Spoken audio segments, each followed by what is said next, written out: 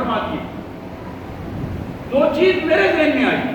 مقام ابراہیم کے بارے میں میرے ذہن میں آئی بات کہ یہاں نماز کا مقام ہونا چاہیے, یہاں نماز ادا ہونی چاہیے. اللہ تعالیٰ نے مقام ابراہیم کے لیے قرآن میں حکم نازل کر دیا کہ وہاں نماز ادا کی جائے. اور آج بھی پجاری کرام جب یا عمرے کے لیے وہاں تشریف لے جاتے ہیں لوگ تو بالخصوص طواف کے بعد وہاں 2 رکعتیں ادا کرتے ہیں. تو یہ حضرت عمر رضی اللہ تعالیٰ کے ذہن میں یہ بات آئی تھی, یہ کام ہونا چاہیے. اسی طرح خواتین کے حوالے سے, ان کے پردے کے حوالے سے, مسلمان خواتین 12 حضرت عمر نے یہ مشورہ بھی دیا حضور صلی اللہ علیہ وسلم کو, لیکن حضور صلی اللہ علیہ وسلم انتظار کر رہے تھے کائنات کے مالک کے حکم کا. جو ہی اللہ کا حکم نازل ہوا تو حضور نے عمر کو بلا کر کہا, عمر اللہ نے تمہارے مشورے کے مطابق حکم نازل فرما دیا. اسی طرح جب بدر کے قیدیوں کا معاملہ آیا, وہاں سارے سردار اور باقی سارے افراد موجود تھے. حضور اکرم صلی اللہ علیہ وسلم نے رائے طلب کی کہ ان کا حل کیا کیا جائے. وہاں مختلف حل پیش ہوئے. حضور صلی اللہ علیہ وسلم نے جناب ابوبکر کی رائے کو پسند فرمایا. کچھ قیدیوں کو حکم دیا گیا کہ جو پڑھے لکھے ہیں وہ لوگوں کو تعلیم دیں. کچھ کو بتایا گیا کہ وہ جو پڑھے لکھے نہیں ہیں وہ فدیہ دے کر جانا چاہتے ہیں وہ فدیہ دے کر چلے جائیں.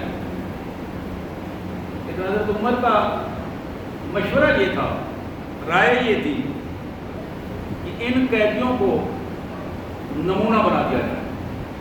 حق اور باطل کی پہلی جنگ ہے, آنے والی نسلوں تک کو یہ بات پتہ چل جائے کہ حق کی مخالفت میں جب لوگ کھڑے ہوتے ہیں, کھل کے سامنے آ جاتے ہیں, تو پھر ان کے لیے نتائج کیا ہوتے ہیں. نمونہ بنا دیا جائے.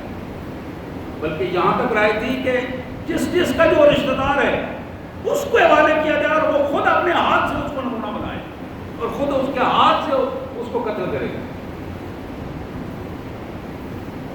یہاں کائنات کے مالک نے پھر حکم دیا, میرے رسول آپ نے فیصلہ تو کر دیا ہے,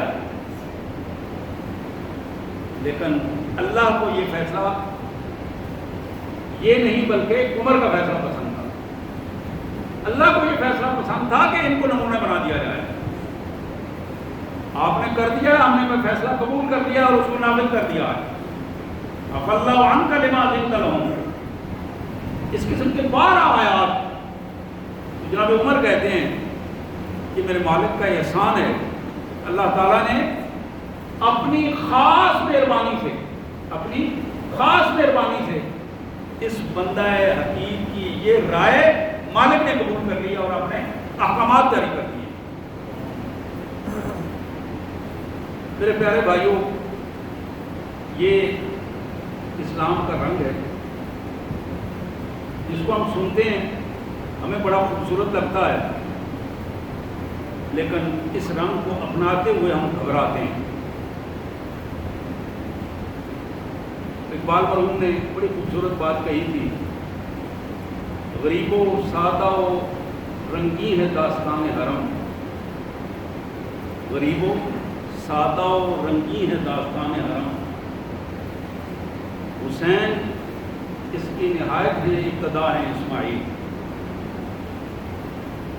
یہ جو قربانیوں کا سلسلہ جناب ابراہیم کی اولاد میں چلا تھا اور جناب اسماعیل کی قربانی سے یہ سلسلہ شروع ہوا, اور پھر جناب حسین رضی اللہ تعالیٰ عنہ کی قربانی تک یہ ایک سلسلہ ایک کمال ایک انتہا کے طور پر وہ سامنے آیا. یہ اسلام کا مفہوم ہے. ایثار اور قربانی یہ بنیادی حقیقت ہے. جب تک بندہ مومن کے اندر یہ قوت پیدا نہیں ہوتی, یہ جذبہ نہیں پورے طور پر بیدار ہوتا, اس وقت تک اس کا ایمان کامل نہیں ہوتا. ہمیں پوری سازش کے تحت یہ بات ذہنوں میں ذہنوں میں متصل کرنے کی کوشش کی گئی. پہلے میرا ملک, پہلے پاکستان، پہلے میری برادری، میرا استحقاق، میرا حق. قرآن نے ہمیں یہ بات نہیں بتائی. قرآن نے کہا تھا وَيُؤْثِرُونَ عَلَىٰ أَنفُسِهِمْ وَلَوْ كَانَ بِهِمْ خَصَاصَةٌ. صحابہ کی صفت یہ ہے، انہیں تربیت یہ دی گئی ہے، وہ مشکل سے مشکل حالات میں بھی ان کو برداشت کر کے دوسروں کے لیے راستہ نکالتے ہیں، دوسروں کو پہلے سہولت دیتے ہیں، پھر بعد میں خود آتے ہیں. وَيُؤْثِرُونَ عَلَىٰ أَنفُسِهِمْ، اپنے اوپر مشکلات لے لیتے ہیں، ایثار کر جاتے ہیں. لوگ کہاں بھی خطا اگر جو اپنے لیے ان کے لیے بڑا ہی مشکل ترین موقع کیوں نہ ہو. اسلام نے جو سبق دیا ہے وہ پہلے تم والا سبق ہے، پہلے ہم والا سبق نہیں ہے. ایک سازش کے تحت مسلمانوں کے ذہنوں سے یہ تم والا سبق بھلا کر ہم والا سبق ہمیں پڑھایا گیا. اور یہ مکے دکھانے والی بات، اپنوں کو مکے دکھانے والی بات، اپنوں کے سامنے اپنے آپ کو خیر بنا کے دکھانے والی بات، یہ قوموں کو تقسیم کرنے والی اور تعصبات کی بات، مفادات کا تصور، تحفظات کا یہ رنگ جب قوموں پر چڑھا دیا جائے تو پھر قربانیاں نہیں ہوتی، ایثار نہیں ہوتے، پھر چھینا جھپٹی ہوتی ہے، پھر چھینا جھپٹی ہوتی ہے، پھر نسلیں بگڑتی ہیں، پھر طبقاتی کشمکش پیدا ہو جاتی ہے، طبقات پیدا ہوتے ہیں، اوپر نیچے پھر اوپر، اور پھر ان طبقات میں ایک جنگ ہوتی ہے. آج ہماری کیفیت کی ہے. 80 سال سے ہمیں جو سبق پڑھایا گیا وہ بڑا ہی خطرناک سبق تھا، اور آج ہم تاریخ کے بدترین دامے پر کھڑے ہیں ان اسباب کو لے کر اور ان پر عمل کرتے کرتے، اور یہ اپنے اپنے جتھوں کو طاقتور بناتے ہوئے اور اپنے اپنے ان قبائل کو اور ان جماعتوں کو طاقتور بناتے ہوئے ہم نے اصل جو دین کی قوت تھی، اصل جو ہمیں طاقت دی گئی تھی، اس طاقت کو ہم نے خود اپنے ہاتھوں سے برباد کر دیا.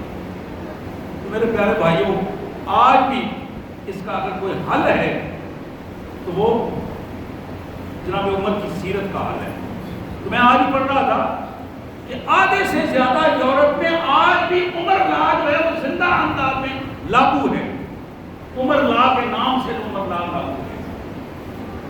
اور مسلم کنٹری جو ہیں وہ بغیرتوں کی طرح ان کے قوانین کو دیکھ رہے ہیں جنہوں نے عمر کے لا کو زندہ کر کے اپنے سلطنتوں کو، اپنی ریاستوں کو بچایا ہے اور اپنی ریاستوں پہ خودداری کی کیفیت دی ہے. ہم ان کے چھوڑے ہوئے قوانین کو لے کر اپنے ملک کو اور اپنی قوم کو نسل در نسل غلام بنانے پر اکتفا کر رہے ہیں. اللہ تبارک و تعالیٰ دین کی سمجھ عطا فرمائے اور جناب عمر رضی اللہ تعالیٰ اور دوسرے صحابہ کی ان سیرتوں کو سمجھ کر اپنی انفرادی اور مجموعی سیرتوں کو اس کی طرف بنانے کی توفیق عطا فرمائے. واخر دعوانا الحمد للہ رب العالمین.